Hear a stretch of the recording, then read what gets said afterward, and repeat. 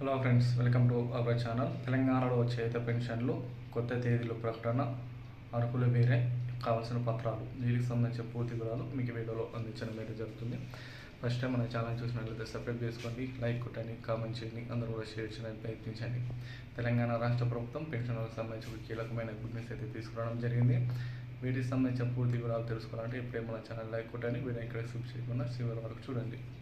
వివరాలు వెళ్ళిపోయినట్లయితే తెలంగాణ రాష్ట్ర ప్రభుత్వం పెన్షన్ అనేటివి భారీ సంఖ్యలో పెంచిన నేపథ్యంలో కొత్తగా చేతి పెన్షన్ అనేటివి ఏప్రిల్ నుండి పంపిణీ చేసే దిశగా అడుగులు వేయడం అయితే జరుగుతుంది.